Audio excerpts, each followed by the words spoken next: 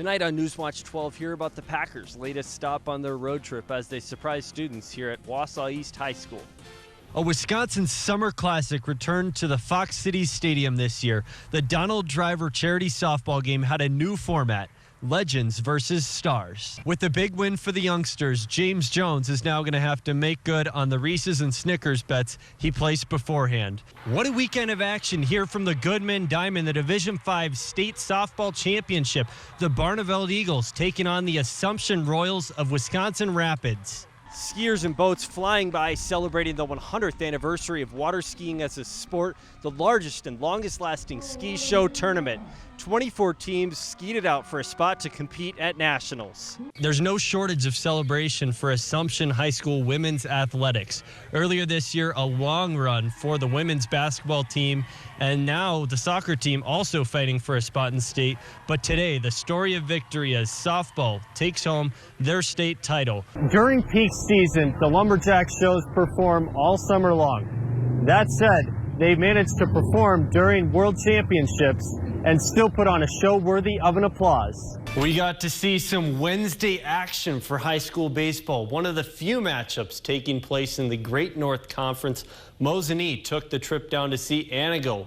We'll pick up things here with Mosinee Indians in white and Anago Red Robins in gray for the occasion. Picking up in the second, Mosinee catcher with this bullet of a throw makes the great play to pick off the runner. Then into the third, Mosinee starts rolling. They go up 3-0 on this run, batted in from Taylor Lamonsky. And then in the bottom half of the inning, Anago is trying to get on board this monster of a shot into center field. And the runner tries to make his way from first, hauling it to home plate, but not in time. He will not get there. A wild pitch in the fifth, though, lets Mosinee extend their lead here. Mosinee goes on to win it 11-1. Winning back-to-back titles isn't easy. The last NBA team to do so were the Warriors in 2017 and 18. But the Milwaukee Bucks are aiming for a repeat. The Boston Celtics are standing firmly in their way, though, tying up the series at 2 apiece on Monday. So who would take the 3-2 advantage? Let's go straight to the second quarter. Giannis finishes this off balance here and won, but the Celtics would have the lead most of the game. Here's Jaylen Brown with the sweet reverse layup. Boston up 9 at the half. Now into the fourth quarter. The Bucks down by 3 with 50 seconds to go. Bobby Portis dishes this one to Drew Holiday. He nails the 3, all tied up. Now with 14 seconds to go. Giannis misses the free throw, a rare occasion, but Bobby Bifocal somehow ends up with the ball, hits the shot. Bucks go up 1, and the Celtics with one last chance here. Drew Holiday says, you know what, not today. And he will not allow any of that. Playing the Reds for the second time Wednesday in a row. Could the Brewers get back on track at the Great American Ballpark?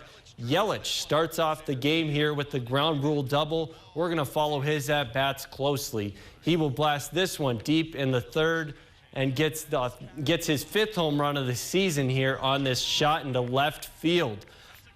Yelich keeps it going again into the 5th, finds this gap.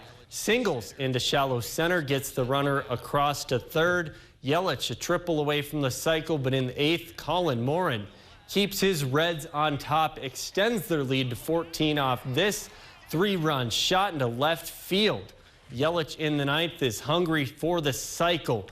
He connects for a triple here, hitting the cycle for the 3rd time in his career, but the Brewers' comeback would not be enough. Reds win it 14-11.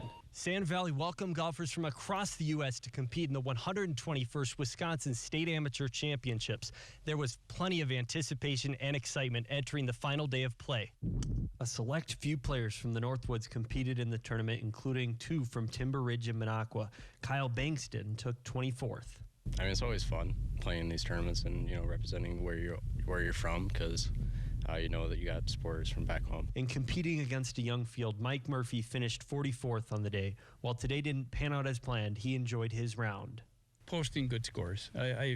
Golf isn't just one shot. It's 18 holes. So just posting a good score. That's what I'm after.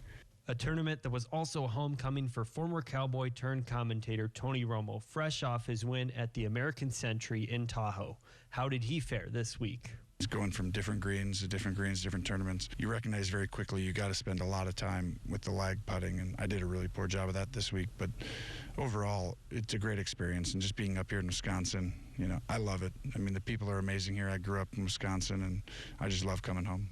The tournament, ran by the Wisconsin State Golf Association, called it another successful year. A week full of good play from one of Wisconsin's premier venues for the game. That's a wrap on our coverage here from the tournament. Reporting for Newswatch 12 in Nakusa, I'm Matt Weaver.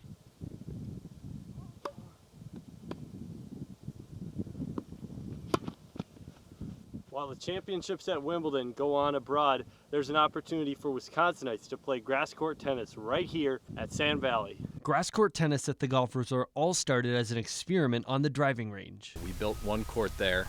A lot of our founders and some of our guests, they enjoyed playing on it. So our owners decided, let's build, an actual grass tennis facility. I wanted to learn how to play on this fast surface, so I spoke with the instructor. All right, so I'm here with Matt Guyton. He is one of the hitting instructors here at the tennis facility. Matt, what is it like to be out here during the time of Wimbledon? Just seeing the guys playing and out there grinding, and then the fact that we actually have some grass courts here at Sand Valley, want to take advantage of it and kind of mimic what they're doing out there. What sort of excitement goes through your mind when you think about what's coming this way in the next couple of years? It's going to bring a lot of excitement here to Sand Valley for tennis, just having more courts, maybe get some tournaments going. The future is bright. But to enjoy these pristine courts, I wanted to ask the turf manager what they do long before the players walk on. Joe, out here, superintendent of the facility, can you tell us a little bit about what it takes to maintain these grass courts? We're on sand out here, which is the way we'd like it. We like to control the water. Mowing height is just a tick above 1/4 of an inch. Would you please talk us through a little bit of what the moisture meter does for the grass and what you look for on that? That gives us a snapshot of moisture in the soil at a certain depth. It helps us manage soil moisture, which is good for the firmness of the courts. The new center with 15 reseeded grass tennis courts is expected to open next summer. In Nakusa, Matt Weaver, Newswatch 12.